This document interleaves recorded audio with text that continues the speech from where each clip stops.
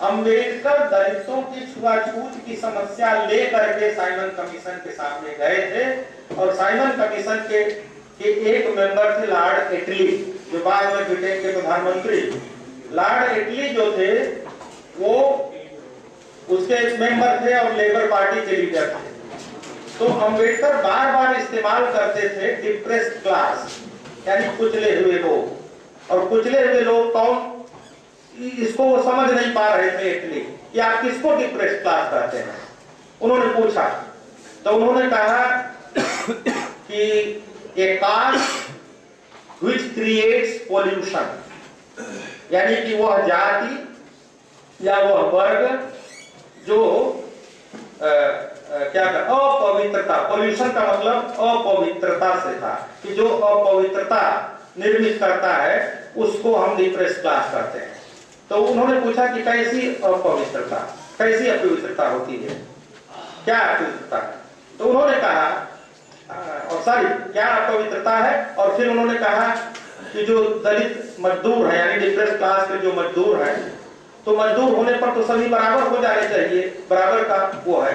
तो अंबेडकर ने उसी पर कहा कि नहीं, अपवित्रता का सिद्धांत वहां भी मजदूर होने पर लागू होता है, क्योंकि जो हाथ का मैनुअल वर्क होता था, जैसे कताई वगैरह जो सूती मिलों में या जूट मिलों में, वो तो दलितों को उसमें नौकरी दी जाती थी। लेकिन जो फाइनल सेक्शन होता था, जिसमें कपड़े बुने जाते थे, जिसमें वो धागा टूटने पर वो थूक लगा करके उसको जोड़ा जाता था, तो कहा कि वहां ये पोल्यूशन है कि दलित का थूक का कपड़ा कैसे बन सकता है। तो कहा उसमें दलितों को नौकरी नहीं दी जाती है। और इस यही सिद्धांत जो है, अपवित्रता का सिद्धांत जो है, वो वहां भी लागू होता है मजदूर होने के बावजूद भी।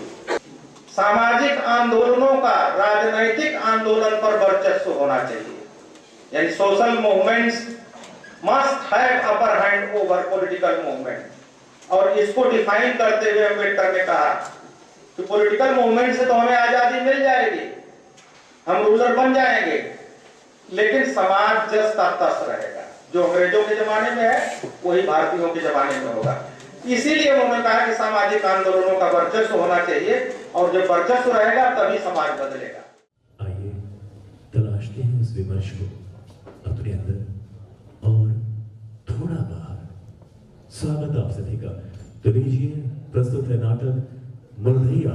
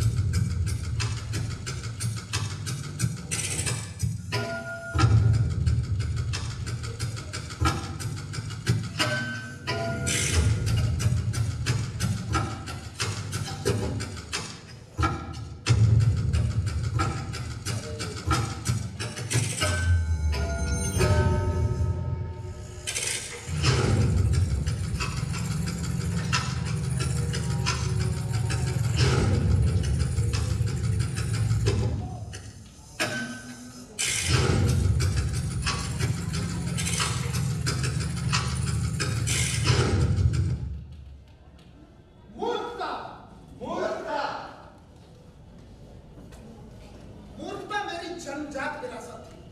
मानव जाति का वो पहला व्यक्ति जो जैविक रूप से मेरा खानदानी पूर्वज है, उसके और मेरे बीच ना जाने कितने पैदा हुए, किंतु उनमें से कोई भी पढ़ा लिखा नहीं था।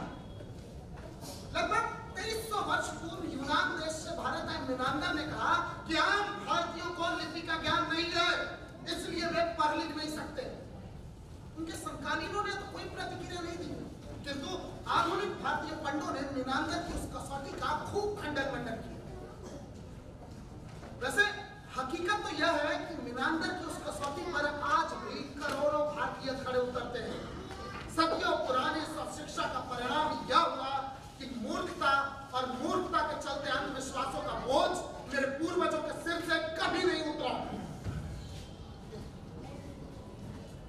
शुरुआत अभी मैं अपने दादाजी से करूं तो पिताजी के अनुसार उन्हें भूत ने लाठी से पीट पीट कर मार डाला। मेरे दादाजी एक दिन खलिहान में सोए हुए थे कि शाही संतरित भूत लाठी लेकर आया और उन्हें वहां लाठी से पीट पीट कर मार डाला। क्या भूत हत्या मेरे जन्म के अनेक वर्ष पूर्व हो चुकी थी। तर्कसंगत तथ्य शायद नहीं हो कि मेरे दादाजी के गांव में जरूर किसी अन्य व्यक्ति से उनकी दुश्मनी रही हो, जिसने यह भूत की मनोवैज्ञानिक बहाना बनाकर उसने उनकी हत्या कर। अब सच्चाई चाहे जो भी हो, इस भूती हत्या ने मेरे खानदान के हर एक व्यक्ति को एक घनघोर अंधविश्वास के गर्त में धकेल दिया। ऐसे भूते वातावरण में किसी शिशु का जन्म आजमगढ़ जिले के धर्मपुर नामक गांव में 1 जुलाई 1949 को हुआ हो तो उसकी विरासत कैसी हो? जाहिर है शैशव काल में ही मैं मूर्खताजन्य अंधविश्वासों के बोझ के तले दब गया। मेरी माँ ने मुझे बताया कि जिस चारपाई पर मैं पैदा हुआ उसके नीचे तुरंत पिताजी ने गांव स्थित पोखरी से एक जिंदा मछली पकड़कर डाल दिया। ये एक प्रकार भटमोट का था, जिसके अनुसार उनका विश्वास था कि बड़ा होने पर मुझे भी मछलमरवा के रूप में पहाड़ी ख्याति मिल सकेगी। संभवतः मेरे माँ बाप के सर्वोच्च आकांक्षाओं की पहुंच मुझे एक सिद्धस्त मछलमरवा के रूप में देखने तक सिमट कर रही। जाहिर एक दलित खेतीहर मजदूर और मजदूरी की आकांक्षा इससे ज्यादा और क्या हो सकती है। जब मैं 3 साल का हुआ, गांव में चेचक की महामारी आई। मेरे ऊपर उसका गहरा प्रकोप पड़ा। चेचक से मैं मरणासन हो गया। घर में स्थानीय ग्रामीण देवी देवताओं की पूजा शुरू हो गई। उस समय गांव में दलितों के अलग देवी देवता होते थे जिनकी पूजा सवर्ण नहीं करते थे। चेचक निकलने पर मनौती के अनुसार देवी शीतला माई की भी पूजा कराई जाती है। देवी शीतला माई का मंदिर गांव से 20 किलोमीटर पश्चिमोत्तर में निजामाबाद कस्बे के पास है। वहां साल भर में एक बार गांव के सारे दलित मिलकर जाते और शुगर के बच्चे की बलि के अलावा हलवा सुहारी भी चढ़ाई जाती। देवी शीतला माई को अति प्रसन्न रखने के लिए मंदिर में वैष्णव का नृत्य भी कराया जाता था।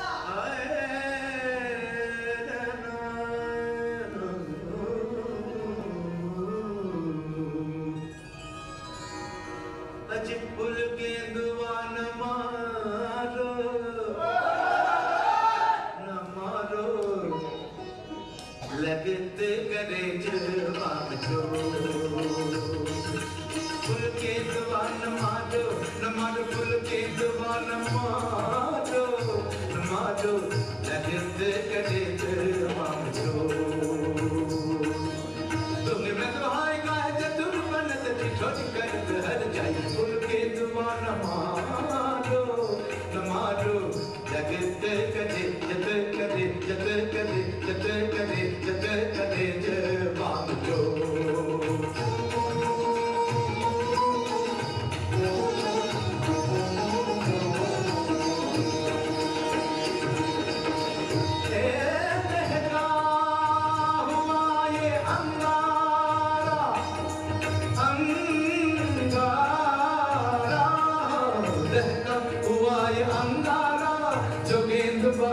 लाए हैं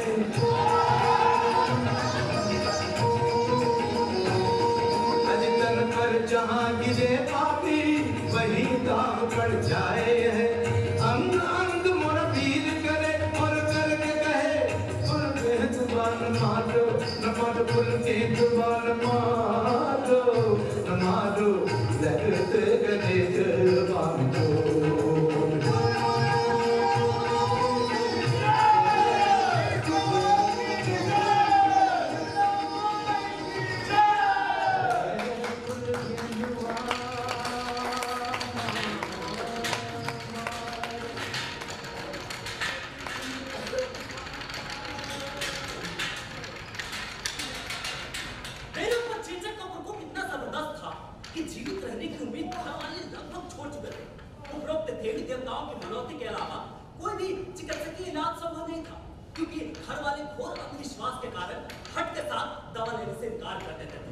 वैसे भी चेचक उन दिनों लाइलाज बीमारी थी, फिर भी मेरी जान तो बच गई।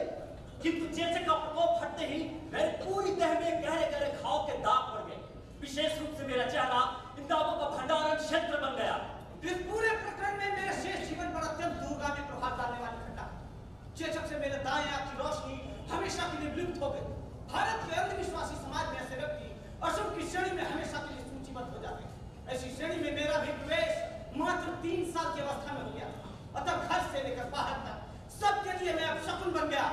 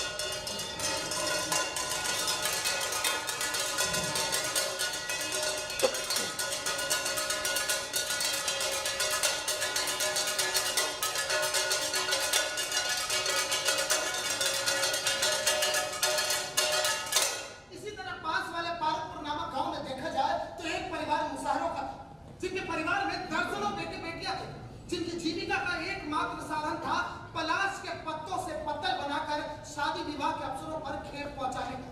तो इन अवसरों पर खाकर फेंके जाने वाले झूठे पत्तलों में से बचा हुआ खाना झाड़ झाड़ कर एक कपड़े में इकट्ठा करते और अपने परिवार को खिलाते थे। यह एक अत्यंत अमानवीय परंपरा थी।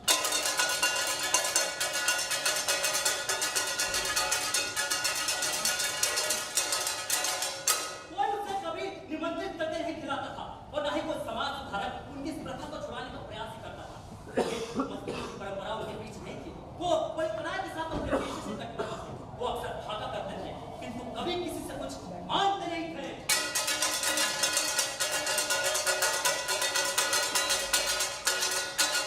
उन्हीं दिनों सर हमारे गांव में एक परिवार नटता था। सोफी नामक इस नट परिवार के 2 बड़े बेटे, एक बहू तथा 3 जवान होती बेटियां। उसकी पत्नी भी थी। सोफी शादी विवाहों में ढोल बजाते हुए आला गाकर भीख मांगा करते थे या कभी-कभी बकरा काटकर हमारे गांव में मांस भी बेचा करते थे। उन दिनों अकालों के कारण विवाहों का बंद हो जाने के कारण उनका आधा गाना भी बंद हो चुका था। उनकी जीविका का कोई अन्य साधन नहीं था। यह नट परिवार हमारे दलित बस्ती के पूरब में मुर्दैया के प्रवेश क्षेत्र में रहते थे। एक तरह से ये मुर्दैया के मुहाने में रहते थे। ऐसा लगता था कि भूत भूतनियों की चौकीदारी वे स्वयं करते थे।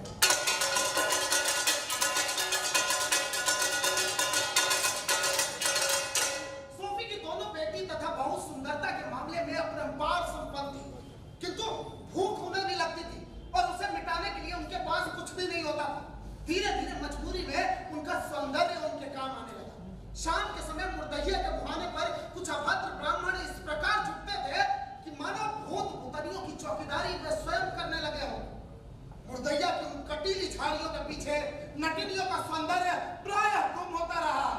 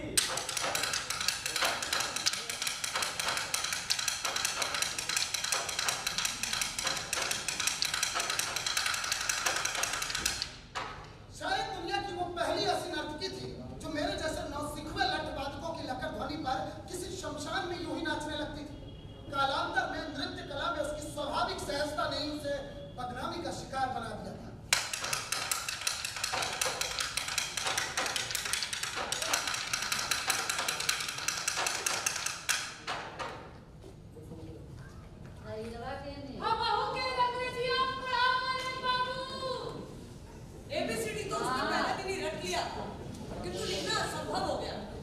मैं उसे दुधिया पकड़वा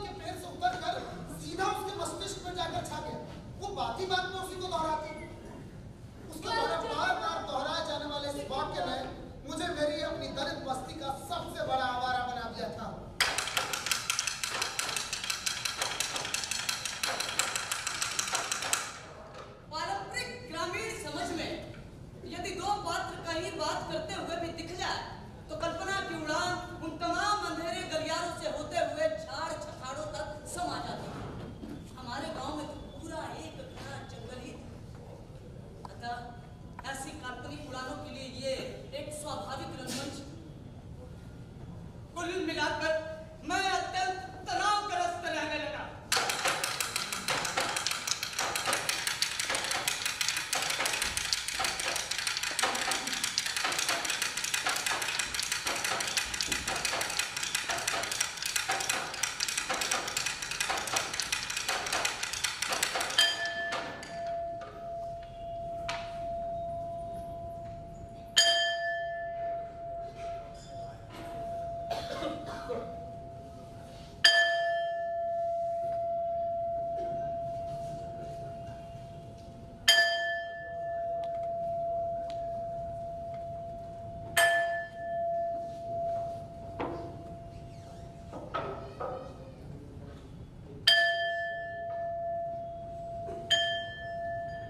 भविष्य में दार्शनिक पुराण के हिसाब से 9वीं कक्षा की पढ़ाई एक नया मोड़ बनकर आई। इस दौरान सबसे प्रभावशाली एवं दूरगामी सिद्ध हुआ अंग्रेजी का एक पाठ जिसका शीर्षक था गौतम बुद्ध। इस छोटे से पाठ में मेरे मस्तिष्क में एक चलता फिरता चलचित्र सा छाप गया। हरदम घुड़सवार बुद्ध मेरी कल्पना में प्रायः झूमने लगे थे। मुर्दैया से लेकर मैं तमाम पीपल मेरी कल्पना में प्रायः झूमने लगी थी। कभी कभी तो लगता कि मैं यहाँ से भाग जाऊं। लेकिन भविष्य में मेरा घर से भागना निश्चित हो गया था। हाई स्कूल की पढ़ाई बाहर से लगने लगी। तब बस एक ही धुन सवार रहती कि कब हाई स्कूल की पढ़ाई समाप्त हो और मैं गौतम बुद्ध की तरह घर से भाग जाऊं। इस प्रक्रिया में मैं भी एकांतवासी होने लगा। अब मुर्दैया पर चरवाहों के बीच ना तो वो पुरानी लकर ध्वनि पसंद आती और ना उस पर नैटिनिया का नाच। 9वीं कक्षा की पढ़ाई समाप्त होते होते मेरे जीवन की भावी दिशा भी निर्धारित हो चुकी थी। दर्शन से संबंधित कोई भी सामग्री मुझे बेहद प्रभावित करने लगी। इस दौरान 14 अप्रैल 1963 को चिड़ियाकोट थाने से हमारे स्कूल पर सूचना आई। प्रख्यात विद्वान महापंडित राहुल साकृत्याय का निधन हो गया।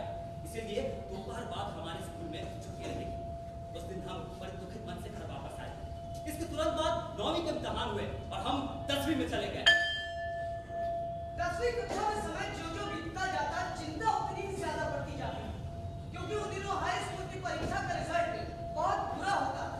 मुश्किल से 35% छात्र ही पास हुआ करते थे। इस संकट के दौरान मेरी कक्षा के एक छात्र चिंतामणि सिंह मेरे लिए एक बहुत बड़ी राहत के रूप में प्रस्तुत हुए। वे प्राइमरी स्कूल के प्रधानाध्यापक परशुराम सिंह के सगे भतीजे थे, जो चिरसंडी गांव के 22 जोड़ी बैलों वाले बड़े जमींदार थे।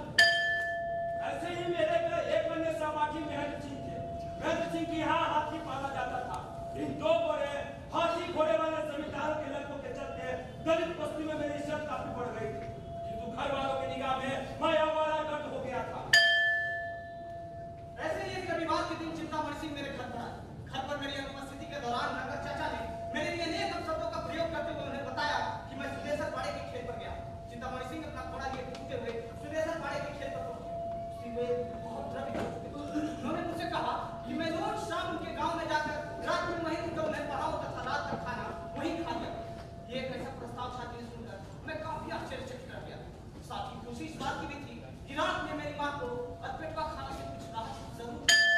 उस दिन के बाद हर शाम को करीब 4 घंटे पैदल चलकर मैं जिगरसंडी चला जाता। मैं रात का खाना खाने के बाद वहीं कमरे में रखे टेबल कुर्सी पर मैं उन्हें पढ़ाया करता था। रात में पढ़ाते समय सबसे रोचक बात यह होती थी कि बगल में बंधा उनका घोड़ा बीच बीच में हिलना उठता था, जिसे सुनकर मेरा पूरा ध्यान घुड़सवार होकर घर से भागते हुए गौतम बुद्ध की तरफ चला जाता तथा थोड़ी देर के लिए मैं एक दार्शनिक सोच में तल्लीन हो जाता था। स्वतः मन में ये भावना जागृत होती कि चिंतामणि सिंह का घोड़ा चुराऊं और उस पर बैठकर गौतम बुद्ध की तरह घर से भाग जाऊं। इस तरह दिसंबर 1963 तक करीब 3 महीने मैं उन्हें पढ़ाने जिगरसंडी जाता रहा।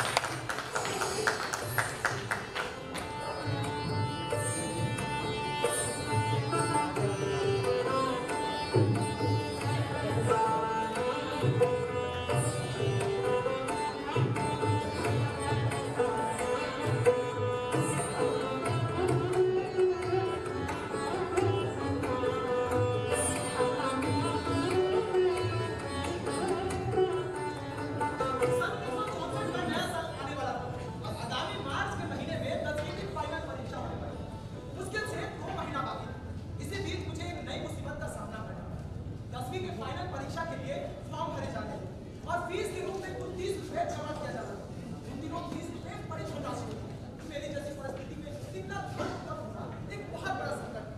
मेरी दुर्दशा देखकर वही हिंदी वाले अध्यापक सुप्रीम सिंह मेरे बिना किसी आग्रह के स्वयं 30 रुपए फीस के रूप में जमा कर दिया। एक अन्य अध्यापक रामवृक्ष जो कि पीटी मास्टर थे, उन्होंने भी सहायता की पेशकश की। परीक्षा का फॉर्म भरने के 1 महीने बाद यूपी बोर्ड इलाहाबाद से हमारे स्कूल पर सूचना आई कि हमें परीक्षा देने चंडेसर डिग्री कॉलेज जाना पड़ेगा। ये कॉलेज हमारे स्कूल से लगभग 12 किलोमीटर दूर आजमगढ़ जाने वाली सड़क पर स्थित था। 5 विषयों की परीक्षा का टाइम टेबल पूरे 1 महीना भर जारी रहने वाला था, जिसका अर्थ ये था कि हमें वहाँ पूरे 1 महीना टिकना था। उन दिनों चंडेसर परीक्षा केंद्र पर दलित परीक्षार्थियों में से अनेक जातीय हिंसा के शिकार हो जाते थे। कॉलेज प्रशासन द्वारा ऐसी हिंसा को रोकने का कोई प्रयास नहीं किया जाता था, जिसके चलते स्थिति काफी तनावपूर्ण हो जाती थी। अनेक स्कूलों से जो छात्र यहाँ परीक्षा देने आते थे, वे अपने स्कूल के दलित छात्रों को अकारण पीट दिया करते थे, जिसके चलते गंभीर चोट लग जाने के कारण कई छात्र परीक्षा से वंचित हो जाते थे। परीक्षा शुरू होने के एक सप्ताह पूर्व चिंतामणि सिंह मुझे अपने साइकिल पर बिठाकर चंडेसर ले गए ताकि कहीं रुकने की व्यवस्था की जा सके। कॉलेज के पास ही एक छोटा सा बाजार था जिसमें चिंतामणि सिंह अपने लिए एक कमरा किराए पे ले लिया। चिंतामणि सिंह मुझे अपने साथ रखना चाहते थे, किंतु मकान मालिक ने पहले ही साफ कह दिया था कि किसी चमार सियार को यहाँ रहने नहीं दिया जाएगा। अतः अपने मंगलपुर वाले तांत्रिक रिश्तेदार के बेटे दीपचंद, जो चंडेसर हाई स्कूल के छात्र थे, से मिलकर मैंने मकान संकट के बारे में बात की। वे मुझे चंडेसर हाई स्कूल के दक्षिण में स्थित दलित बस्ती में ले गए। ये बस्ती काफी विशाल थी, जिसमें कई संपन्न परिवार रहते थे। ऐसे ही एक परिवार के मालिक थे रूपराम, जो मुझे मुफ्त में पूरी परीक्षा के दौरान अपने घर पर रखने पर राजी हो गए। रूपराम दलित छात्रों को हो रही समस्या से पूरी तरह परिचित थे। उन्होंने बताया कि पिछले वर्ष यानी 1963 की परीक्षा के दौरान उनकी दलित बस्ती के 4 लोगों पर उन्हीं के स्कूल के 4 सवर्ण छात्रों ने हॉकी स्टिक से हमला कर दिया और पूरी तरह घायल कर दिया। यद्यपि मेरी किसी से कोई दुश्मनी नहीं थी, किंतु तत्कालीन वातावरण में मैं बड़ा भयभीत होता जा रहा था। हमारी परीक्षा 4 मार्च 1964 से शुरू होने वाली थी तथा हमें 2 दिन पहले परीक्षा स्थल पर पहुंचना था, जिसके लिए मुझे पूरे 1 महीने के राशन पानी का बंदोबस्त करना था। 4 मार्च को अंग्रेजी की परीक्षा होने वाली थी। परीक्षा के दिन पूर्व शाम को चिंतामणि सिंह मुझे अपने निवास पर बुलाया ताकि मैं परीक्षा की तैयारी करा सकूं। मैं निर्धारित समय पर उनके निवास पर गया तो देखा तेज बहादुर तथा मोहम्मद अली वह पहले से मौजूद थे, किंतु सबसे चौंकाने वाली उपस्थिति थी हीरालाल, जो मुझे बात में गालियां दे पड़ते थे। हीरालाल ने मुझे देखते ही कहा, चल रहा देखियो आगे ले। आप मुझसे हमेशा इधर क्यों बात करते हैं? देखत नहीं रे कितने कैसे इम्तिहान देला। मुझे अत्यंत परेशान देखकर वो कारण पूछने लगे। मैंने हिचकते हुए पूरी घटना बयान कर दी। इस पर रूपराम उठ खड़े हुए। अबे 10-15 जने चले जाए और ये होकर हाथ पर तुर दिया जाए। अरे बिरादरी के लेखवन के गुंडवा हर साल पीटी दे ये पर रोक लगे के चाहिए। वो अत्यंत उत्तेजित थे, यद्यपि मेरे लिए बिल्कुल नहीं थे, किंतु दलित समुदाय के प्रति उनकी एकजुटता बेजोड़ थी। यदि रूपराम की योजना का सदा में शिकार हो जाता तो उस दिन हीरालाल की क्या नहीं थी। इस तरह चंडेसर के अपरिचित वातावरण में रूपराम मेरे लिए विश्वस्त संरक्षक के तौर पर सिद्ध हुए। सबसे ज्यादा डर परीक्षा के अंतिम दिन यानी 28 मार्च 1964 को होता था, क्योंकि परीक्षा के अंतिम दिन हिंसक गतिविधियां काफी बढ़ जाती थी। इसमें छाया स्कूल के परीक्षा फल के निकलने का दिन नजदीक आ रहा था, जिसके कारण मानसिक तनाव अपनी चरम सीमा पर था। उन दिनों परीक्षा फल देखने आजमगढ़ जाना पड़ता था, क्योंकि परीक्षा फल सैकड़ों पन्नों का एक मोटा गजट होता। आखिरकार परीक्षा फल निकलने से एक दिन पहले आजमगढ़ में चारागंज से लौटते हुए एक छात्र ने बताया कि कल यानी 18 जून 1964 को परिणाम अवश्य ही प्रकाशित हो जाएगा। उस दिन मैं पड़ोस के गांव मटिया के कुबेर राम जो प्राइमरी स्कूल के अध्यापक थे से साइकिल लेकर परीक्षा फल देखने के लिए आजमगढ़ रवाना हुए। अभी मैं चंडेसर तक पहुंचा, अचानक मैंने देखा हमारे स्कूल के सहपाठी कमवीर सिंह उल्टी दिशा यानी चंडेसर से वापस आते दिखाई दी। अरे देखा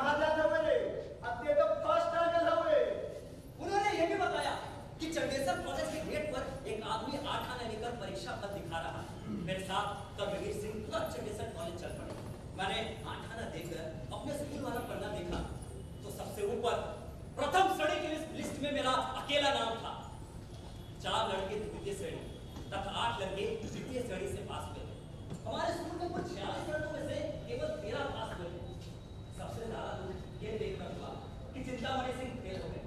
मेरा परिणाम जो हाथ देने वाला इसलिए भी था क्योंकि बाबा हरिहर दास के उस स्कूल में पहले कोई भी छात्र प्रथम श्रेणी से पास नहीं हुआ था। मेरी समझ में कुछ नहीं आ रहा था कि दादी को कैसे समझाऊं। जब मैंने कहा कि मैं पढ़ाई में सबसे आगे निकल गया तो बहुत खुश हुई। दूसरे दिन बाबा हरिहर दास स्वयं प्रिंसिपल धर्मदेव मिश्र के साथ मेरे घर बधाई देने आ गए। बाबा के घर आने की खबर चारों तरफ फैल गई, जिसके परिणाम स्वरूप उस पूरे क्षेत्र के संवर्णों में जमराट टॉप पेलेवा की ध्वनि गूंज उठी। जमराट टॉप पेलेवा, जमराट टॉप पेलेवा। दूसरे दिन मेरे गांव के अनेक ब्राह्मण भी मेरे घर आकर मेरी तारीफ करते नहीं करते थे, किंतु वे सभी पुनः यह बताना नहीं भूलते थे कि ज्यादा पढ़ने से लोग पागल हो जाते हैं। ऐसा लगता था कि मेरे गांव के सभी ब्राह्मण मुझे हर हाल में पागल होने से बचा लेना चाहते थे। ब्राह्मणों की बातों से मेरे घर वाले पूरी तरह आश्वस्त हो चुके थे, अतः आगे का पढ़ाई का रास्ता एकदम असंभव हो गया। कुल मिलाकर मेरी गृहपिता की भूमिका परिपक्व हो चुकी थी। बोध गया से लेकर चंडेसर तथा मुर्दैया तक के वे तमाम पीपल के पेड़ मेरी कल्पना में प्रायः झूमने लगे। कभी कभी मैं विचार था कि दादी द्वारा फरूखी में 37 पिस्तौलिया भरे चांदी के सिक्के को चुरा कर खा जाता। तो कभी कभी यह सोचकर सहम जाता था कि ऐसा करना दादी के साथ बहुत बड़ा विश्वासघात है। वैसे दादी से मांगने पर वो सिक्कों को अवश्य दे देंगे, किंतु मुझे कभी भागने नहीं, क्योंकि उनका सबसे बड़ा हथियार था रो रो कर प्रेम करना। इस तरह मेरे सामने सारे रास्ते बंद नजर आ रहे थे। मेरे लिए सबसे ज्यादा दुख की बात यह थी कि चिंतामणि सिंह फेल हो गए।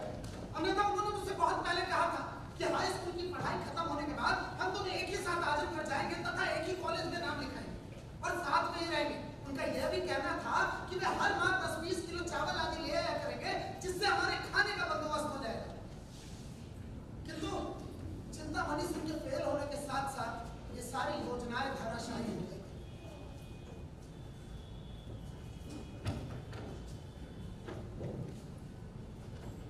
इस बीच एक बार फिर संकट मोचक के रूप में मेरे सामने वही हिंदी अध्यापक सुखदेव सिंह प्रस्तुत।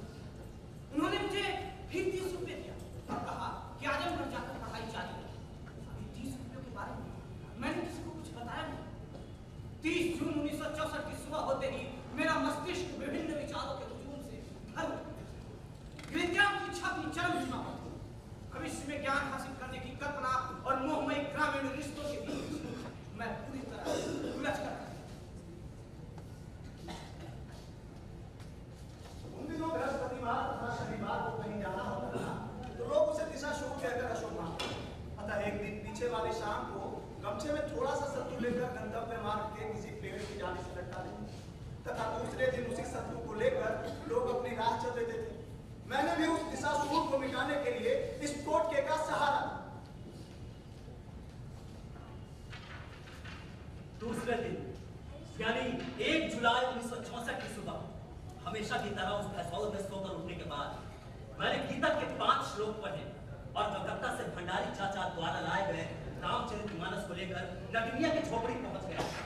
हाँ, बक्से में रखे रामचरितमानस, गीता तथा हाई स्कूल के मार्कशीट को मैंने पढ़ा तो ये सत्तू तो उसमें पहले से ही था। इन्हीं चोरी के सामानों के साथ मैं आजमगढ़ की ओर चल पड़ा। मैं मुश्किल से 50 कदम मुर्दैया के दाएं वाले पगडंडी पर चला ही बाकी। और बाबा क्या हो रहे बाबू?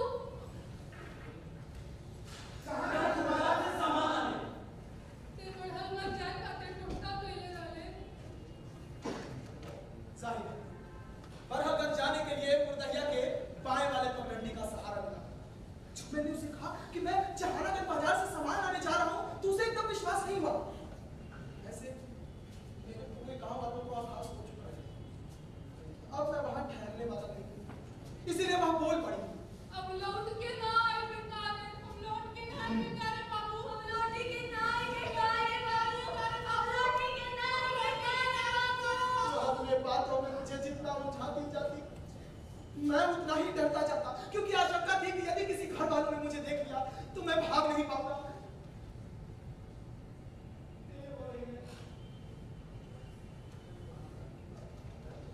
क्षण भर के लिए नटनिया वहीं खड़ी रही।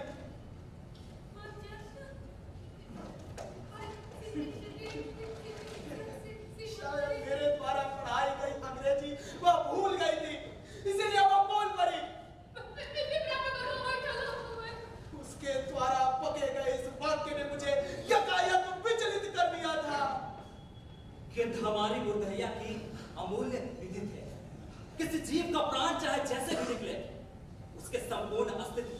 लेने की क्षमता तो सिर्फ इन्हीं गिद्धों में थी।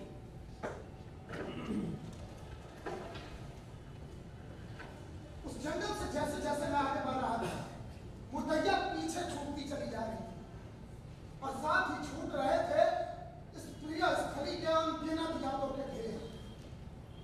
गौतम बुद्ध के लिए जो स्थान था आम्रपाली का, संभवतः वही थी मेरे लिए नगरी।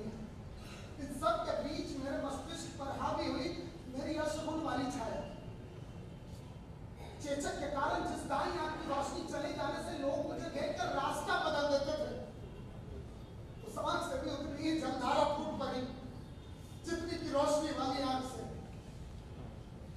जितनी की रोशनी वाली आंख से।